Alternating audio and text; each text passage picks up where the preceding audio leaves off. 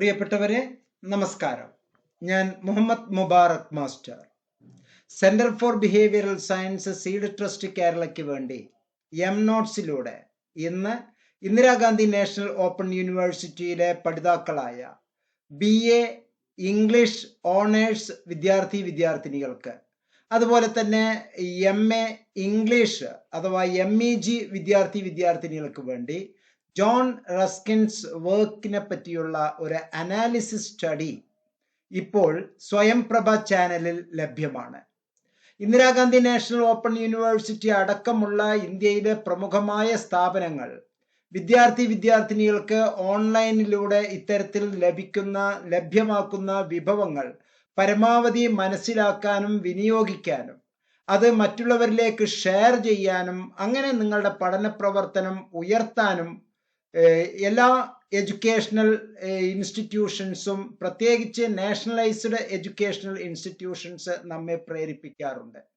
ഇതിന് ministry of എഡ്യൂക്കേഷന്റെ പ്രത്യേക അനുവാദത്തോടുകൂടി സ്വയംപ്രഭ ചാനലിലെ ഇത്തരത്തിലുള്ള free DTH channel for education നമുക്ക് അനുസ്യൂതമായുള്ള ഇൻഫർമേഷൻസ് ലഭ്യമാണ്. എന്തായാലും 1000 അഭിനന്ദനങ്ങൾ ഞാൻ നിങ്ങളെ അറിയിക്കുകയാണ്.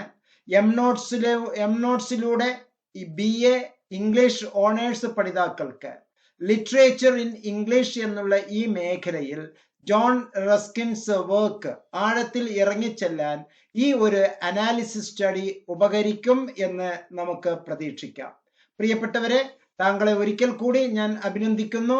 ഇത് മറ്റുള്ളവർക്ക് ഫോർവേഡ് ചെയ്യാനും ഷെയർ ചെയ്യാനും തുടരെ ഇത്തരത്തിലുള്ള ഇൻഫർമേഷൻസ് നിങ്ങൾക്ക് ദ്രുതഗതിയിൽ ലഭിക്കാൻ നോട്ട്സ് സബ്സ്ക്രൈബ് ചെയ്യാനും ഒപ്പം തന്നെ നല്ല വർത്തമാനങ്ങൾക്ക്, നല്ല നിർദ്ദേശങ്ങൾക്ക് നിങ്ങളുടെ ലൈക്കും ഷെയറും കമന്റും, അത് ഇഷ്ടപ്പെട്ടില്ല എങ്കിൽ ഡിസ്ലൈക്കും പ്രതീക്ഷിച്ചുകൊണ്ട് ഞാൻ ഈ വീഡിയോ നിങ്ങൾക്ക് വേണ്ടി സമർപ്പിക്കുന്നു.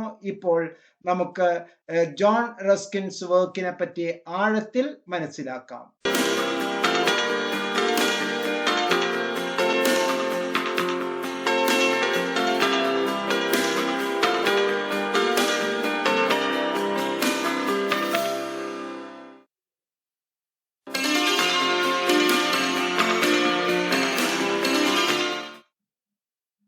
Hello viewers. Today, let us study in detail John Ruskin's essay, Work. John Ruskin was a lover of beauty, of mankind, and was a socialist. His lecture on work was delivered to the audience of the Working Men's Institute at Camberwell, England. The essay postulates on questions such as work versus play, preparation versus consumption, work done by hand versus work performed through aid of hand, and sense versus nonsense. The tract was one of the most important pre-Marxist contributions that dealt with the question of labor, and these indicative of the socio-economic conditions that prevailed in 19th century England. The lecture work was published alongside the essays Traffic and Life in the collection The Crown of Wild Olives. Let us examine the life and work of John Ruskin. John Ruskin, an England-born Anglican writer, was born on 8th February 1819 in London City. He died on the 20th of January in 1900 in Coniston, England. He was one of the most influential English writers of the 19th century. A literary giant in the Victorian world, Ruskin was viewed as a connoisseur of art and culture in the second half of the 19th century. Alongside Matthew Arnold, Thomas Carlyle, and De Quincey, he is regarded as one of the leading essayists of the 19th century. A public intellectual, John Ruskin was capable of engineering social opinion. Ruskin was also a painter and an art critic. Ruskin wrote on contemporary art, religion, politics, literature, architecture, and design. He also enjoyed a distinguished career as a professor of art history, art criticism, and architecture. Educated at the Oxford University, John Ruskin was born into a wealthy family and emerged as the primary champion of beauty in Victorian England. John Ruskin was devoted to the cause of beauty, life, and nature, and often argued that man was the chief enemy of beauty.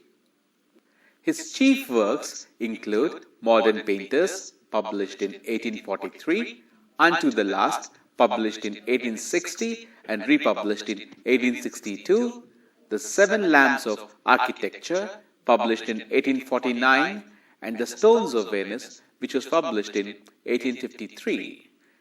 These works explored the ideas of art, beauty, creativity, and closely examined European paintings and architecture. Besides art, Ruskin wrote extensively on contemporary politics. His essays on politics, which were initially letters to the workmen and the labourers of Great Britain, were published under the title Force Clavigera. The essays published as monthly letters were written between the years 1871 and 84. That is, for a period of 13 years, John Ruskin wrote letters addressed to the working classes. These were personal letters and dealt with a variety of subjects. Ruskin wrote these essays in diverse styles.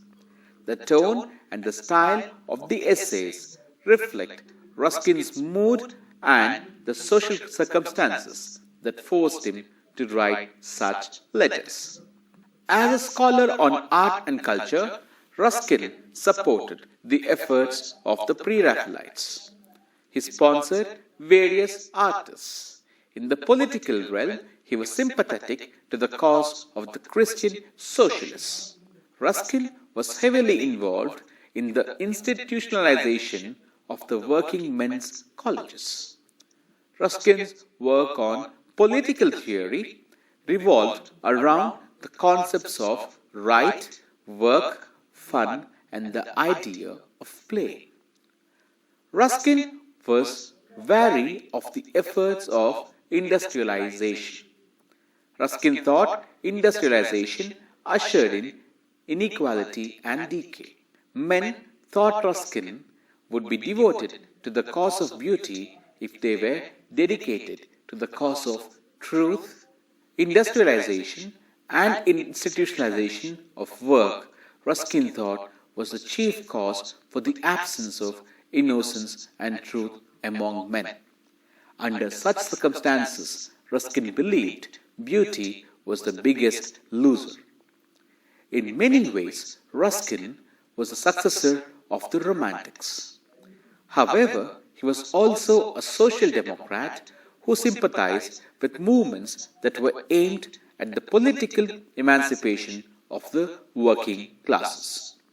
Ruskin's empathy towards the working classes was such that when Charles A. Beard and Walter Vrooman founded an education institution meant for the working classes in Oxford, they decided to name it the Ruskin College. The college stands even today. Ruskin found many admirers in the 20th century. Mohandas Karamchand Gandhi termed Ruskin the single biggest inspiration of his life.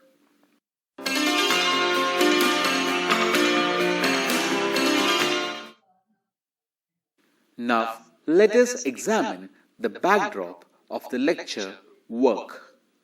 John Ruskin's lecture work was delivered before the Working Men's Institution at Camberwell, London.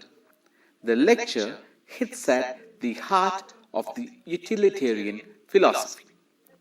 It can be read as a reply drafted by a Christian socialist to counter the claims that were being made by the industrialists in Victorian England.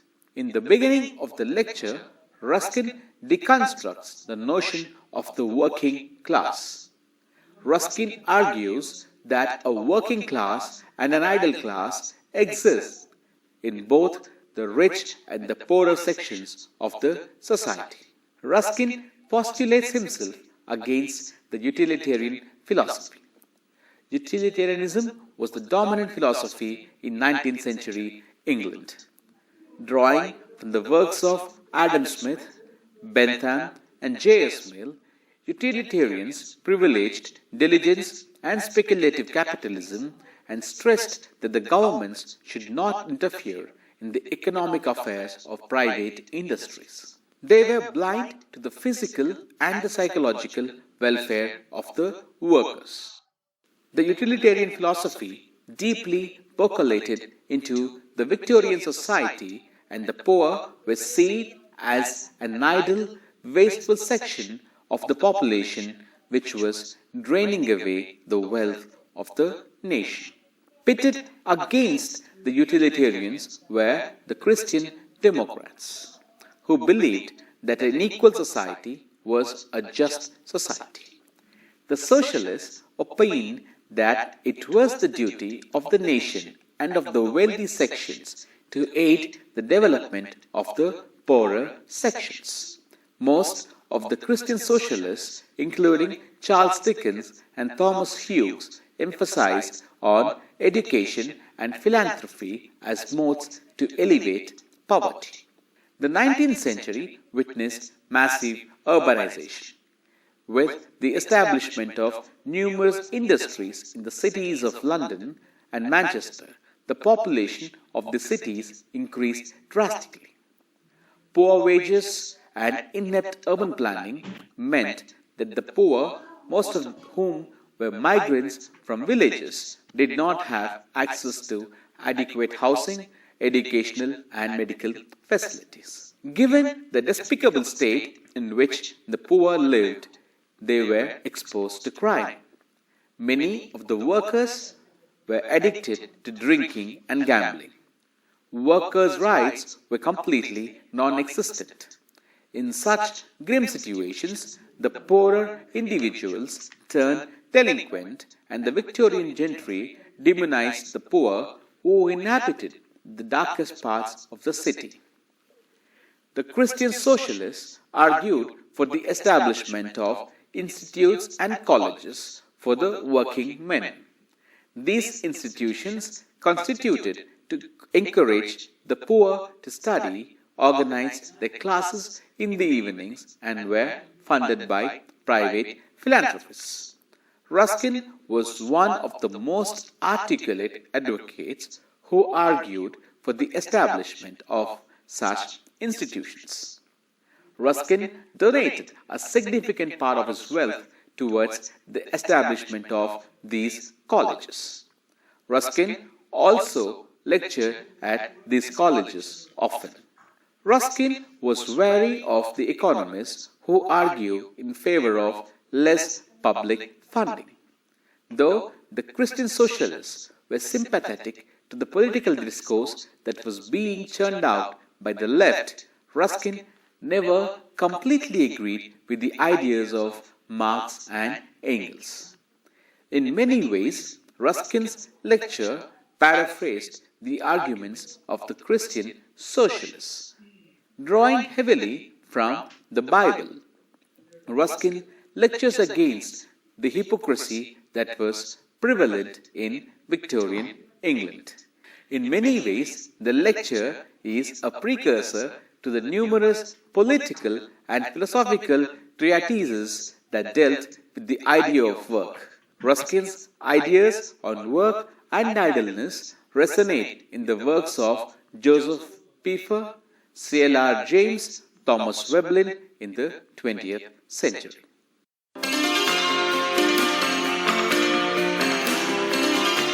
Now, let us examine in detail Ruskin's lecture, The Work. As we have noted earlier, Ruskin delivered the lecture Work before the Working Men's Institute at Camberwell in London.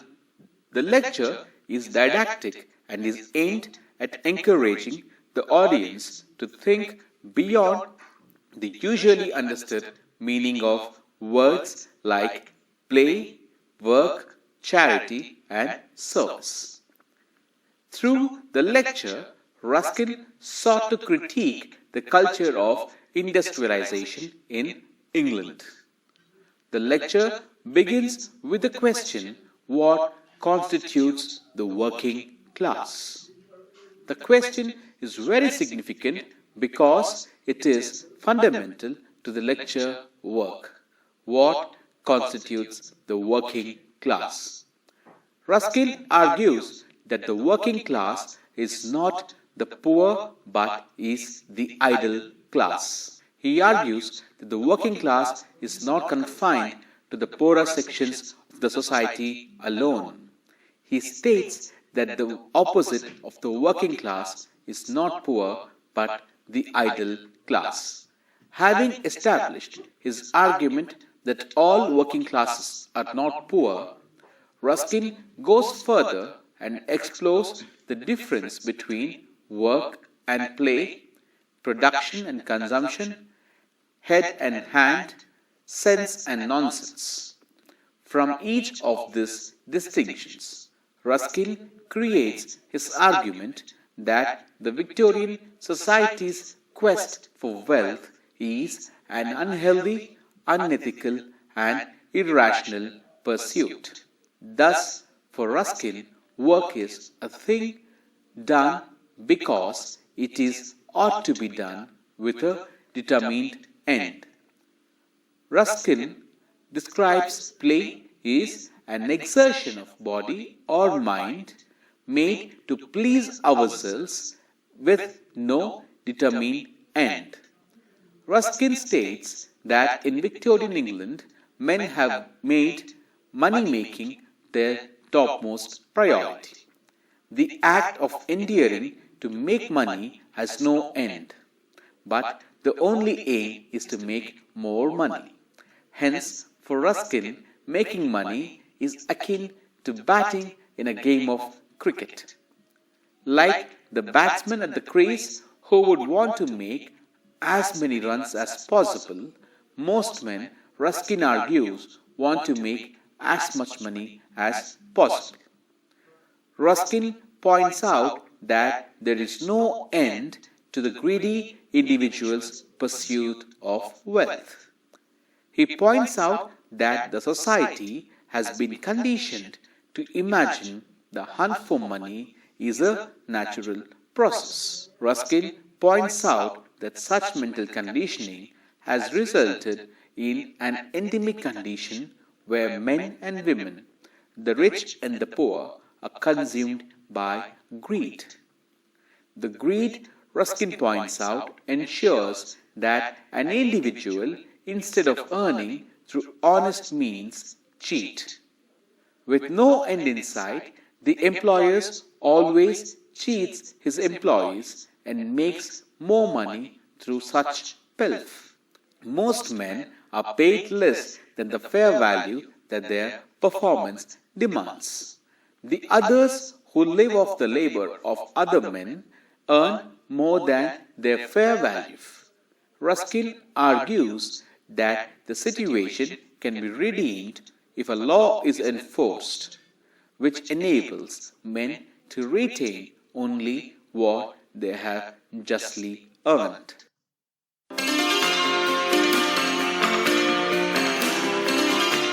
Having dealt with the need to pay fair value in exchange of work, Ruskin points out that the idea of work has changed since the evolution of industrialization. Ruskin points out that for most men, it is not the love of work that motivates them to work as much as the money involved in it. Thus, Many soldiers fight not for glory but for money. Many priests function as priests not because they love God but for money. Drawing from the Bible, Ruskin argues that a man can never serve two masters. Either a man works for the sake of work or works for the sake of money. The individual who works because he loves to work, for Ruskin, is to be valued more than the man who works solely for pay. The former is contributing to the work of God, while the latter, according to Ruskin, is either the servant or a friend of the devil. While acknowledging that those men who are aligned with the devil are driven by greed, Ruskin points out that beneath the greed lies stupidity. Quoting the example of the apostle Judas Iscariot, Ruskin argues that money seekers are prone to make irrational decisions. He states that wealth which is accumulated by men who diligently earnestly save a portion of it, is never a problem. Such wealth for Ruskin is desirable because it is a byproduct of their work. However, even if one were to diligently work only to earn money and save it only to produce more money, such a life for Ruskin becomes untenable. Such an individual, Ruskin points out, is the servant of the fiend, and the wealth produced thus is often used for irrational, heinous deeds.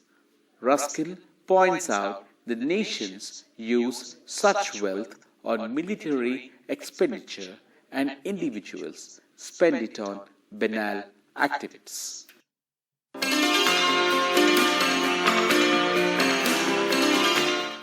Ruskin acknowledges the fact that there are different kinds of occupations in the world. A few men work with their heads. That is, these are those people who are employed in intellectual labor. A majority of the society works with their hands. That is, a majority of the society lives off on its physical labor. Historically, workers who relied on the physical labor have been discriminated as against those who earned their livelihood through the intellectual labor. By the end of the 18th century, it was accepted that physical laborer was always exploited, and he was always paid much lesser than his fair wage. The Victorian society accepted the discrimination as a natural condition. Ruskin states that the answer to the problem is not to erase the distinction. For him, it is impossible to do so. So, the way out for Ruskin is to compensate the laborer by paying him more than the fair wage. Christian justice, Ruskin points out, lies in paying the plowman a little more and the lawyer a little less. The plowman here represents physical laborer, while the lawyer here represents the intellectual laborer. Ruskin states that physical labor should be rewarded by creating better work and living conditions, and by providing better books and reading facilities. Ruskin states that while England has ensured that sports have a code of fair play, the market seldom has such a framework. Ruskin points out that the sportsman who cheats is sent away, while those who cheat in businesses are tolerated and are even valued. Ruskin points out that there is wise work and foolish work. Wise work for Ruskin is God's work, and is aimed at placing society in a just order. Wise work is honest, useful, and cheerful. Men, for Ruskin, should pursue work in a childlike manner. Ruskin argues that men need to be modest, faithful, loving, generous towards one another. In such an environment, Ruskin points out, men would develop humility, faith, charity, and cheerfulness, which are all attributes of a child. Ruskin argues that when work is coupled with these attributes, it creates an environment which makes a nation strong and happy.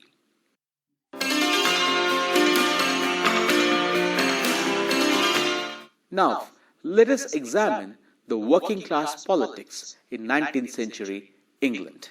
In his lecture work, Ruskin proposes new modes of thinking about the working classes. In the 19th century, working class emerged as one of the largest sections of the British society. The members of the working class were better off than the poor, definitely they were better off than the poor, yet they were never financially secure. The families of the workers lived in despicable conditions. The working class had no right to vote, and most of them could never afford property. The workers worked for long hours. In some cases, the workday was as long as 18 hours, with a little time meant for sleep and recuperation. Children were employed in large numbers. The lives and the health of the workers were not insured, and most of them had very little or no access to medical and educational facilities. The working class population was easily swayed by political rhetoric and played a major role in the Chartist movement. The gentry, who were also the industrialists, were suspicious of the efforts of the working class to reorganize itself. Given the appalling state of their existence, many members of the working class took to excessive drinking and participated in riots. In the novel Felix Holt the Radical, written by George Eliot, we have a scene where the working class men, on the day of the election, take to drink and create a riot leading to the death of a policeman. The church and a few members of the parliament who were affiliated to the industrialists took it upon themselves to improve the conditions of the working class. By the middle of the 19th century, the duration of the workday was limited. In many cases, it was limited to 12 hours on paper. The workers were provided a half-day holiday on Saturday, and the industrialists began to create institutions like the pub, dance halls, and playgrounds. The Christian socialists advocated labor reforms and argued for providing better educational and health facilities to the working class and to their families. However, the ideas of the Christian socialists seldom addressed the political aspirations of the working classes. Marx and Engels, through their economic class-based analysis of the society, argued for the political rights of the workers. Ruskin's sympathies undoubtedly lay with the working class. While Ruskin's views on Marx's arguments are not clear, Ruskin very genuinely believed that the efforts of providing better work and living conditions and better access to educational and medical facilities would aid in the betterment of the working class. Even while espousing various issues that were raised by Karl Marx, Ruskin, unlike Marx, did not use the term working class as a distinct category. Instead, Ruskin deconstructs the very idea of working class as a homogeneous category. Unlike the socialists who based their arguments on the political theory, including ideas like the rights of man, Ruskin also included the Holy Bible in his hypothesis. Dear viewers, in this lesson, we examined the life and work of John Ruskin. We have also discussed the politics of John Ruskin. We have examined in detail the various postulates that John Ruskin put forth through his essay work. Through an analysis of the essay work, we explored the 19th century England. I hope you have enjoyed the lesson, and I'll see you again. Thank you.